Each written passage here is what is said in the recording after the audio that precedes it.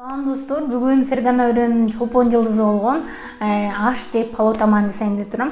Бул тамак Кыргызстандын баардык чөлкөмдөрүндө эле белгилүү, баардык жерде эле кылынып жүргөн бир тамак. Бирок бизге өзгөчө ушул Ош киргесиндегилердин негизги тамагы болуп эсептелет да. Мен кичинекейимден бери көрүп чоңойгон рецепт менен ашпайм деп атам, анда иш башынан болсун. Ашка керектүү негизги ингредиенттер бул сабиз пияз, biraz sarımsak var. Et. Bu malдын эти болсо да болот. Бүгүн мен койдун этинен жасап жатам. Күрүч. Өзгөнүн күрүчү эмес, Баткендин күрүчү, Баткенден келген күрүч бар болчу. Оштуктардан айырмаланып, баткендиктер ашка нокот кошушат экен, мен дагы бир аз нокот кошом. Анда майды коеюн. Бизде аштын майы канчалык көп болсо ошончо жакшы деп айтышат. Ошо майды кеңири эле. Мисалы үчүн 1 кг күрүчкө 300 граммдай май жакшы болсо керек. Май кызыгы чекти, бир аз куйрук кошом.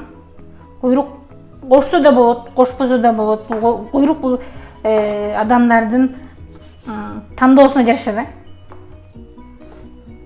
Куйрукту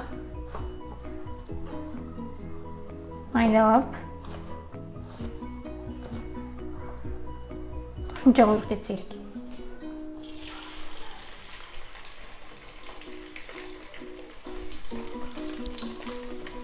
Kuyruktu aralashtirgancha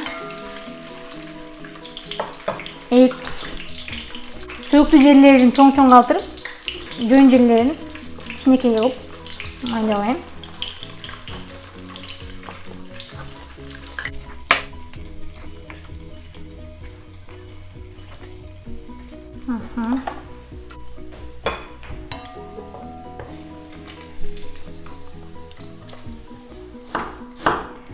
Май кызый баштады. Мен биринчи дайыма пияз салам, себеби пияз майдын бир аз табын алат.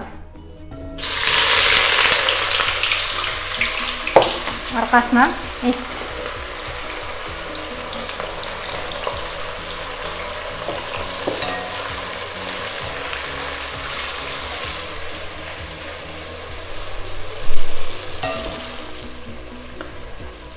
такта жылып кетпесин деп астына тряпка койдум.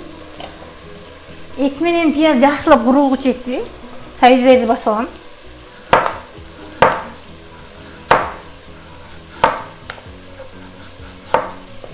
Сары сабиз болсо аябай жакшы болмок. Себеби Ошто жаланганы сары сабизден аш басышат.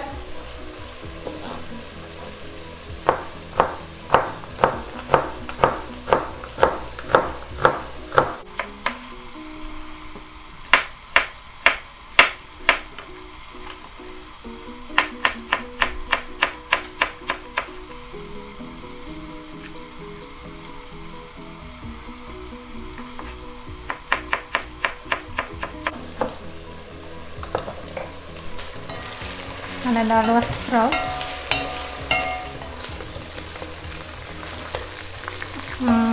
jakşılap vuruldu. Эми сабиздерди салам. Негизинен канча килограмм буğday, канча килограмм күрүч демей турган болсок, ошончо сабиз кошобуз.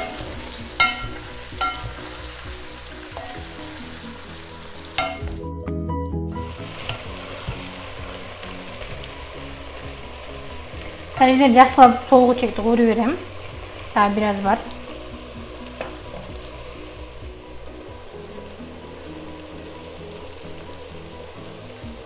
Сабиздер жакшылап курулду. Эми суу коем.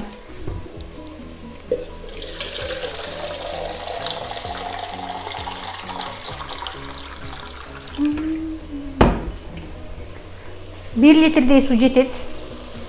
Бисмилла.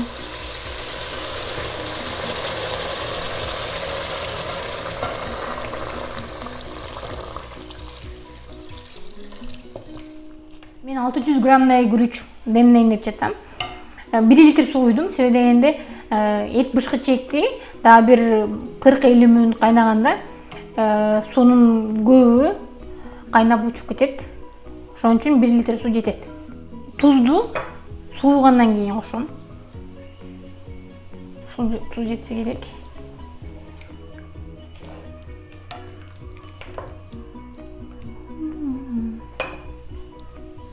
Bir baş чеснок, sarımsak.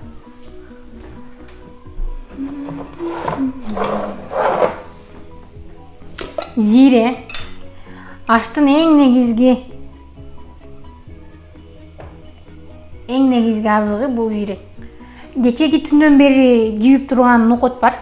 Нокотту көбүнчө өзүн айры бышырышат, бирок мен буну ушундай эле кошпойм. Эт бышкычекти нокотто бышпа.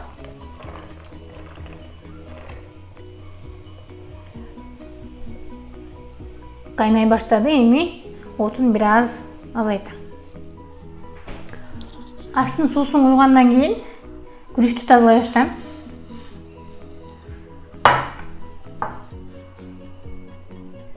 Ондай таштар болот ичинде.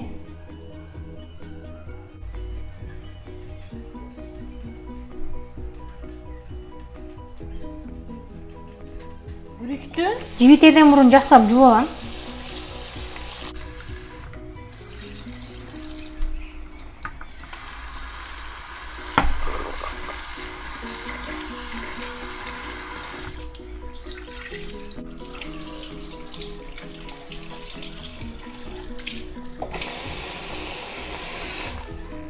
Күрүчтү таза жуудум. Эми аштын шорпосу бышкычекти жибитип коем. Күрүч жийип турса, бир аз крахмалы чыгып, демдегенге чейин жумшап турат.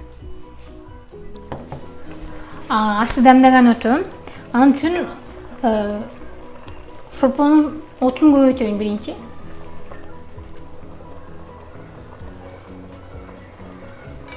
Мына чоң сөөктөрдү чыгарып алайын. Sarımsak.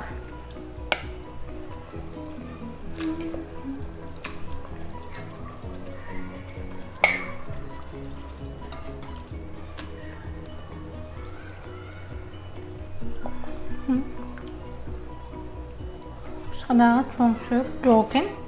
Şorponun tuzunu görüyorum.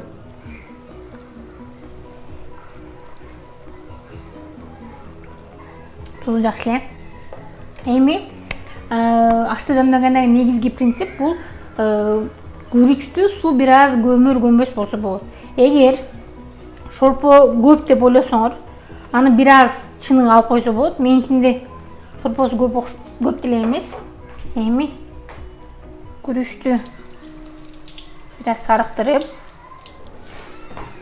күрүчтү сала баштайм.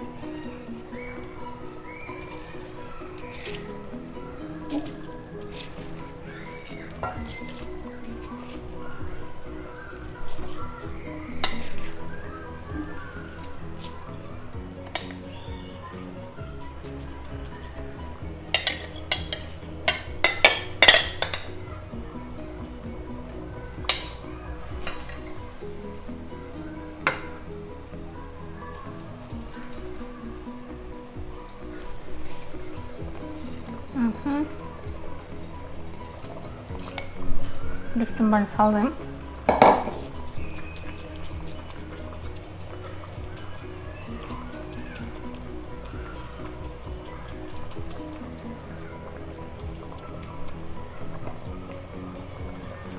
Suusu az bolup kala турган болсо, дайыма жанында кайнак суу болсун, үстүнө бир аз куюп, суусун көбөйтүп алса болот. Бирок менин оюмча көп суунун деле кереги жок.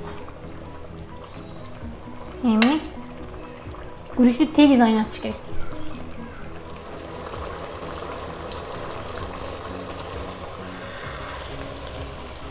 Суусу тартыла баштады. Ашты эч качан аралаштырбаш керек дамдап жатканда. Мындай болуп үймөк болуп чыгам.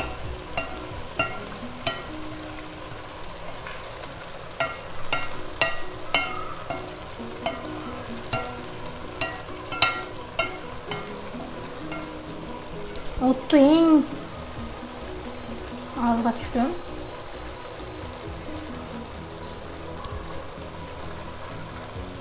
Üstüne etler muzdap kalbaş üçün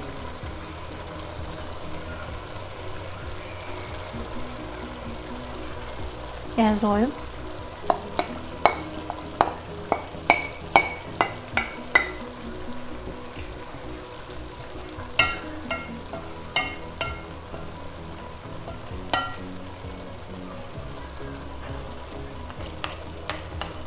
yarım saatga odamda koyup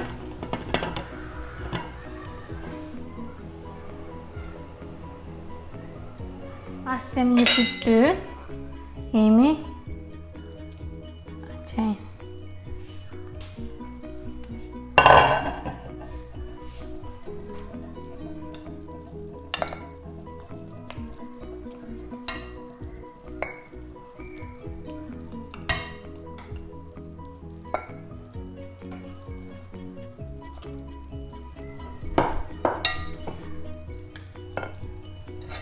Aslında etlerini ölüğü çağırıp aralashtiram.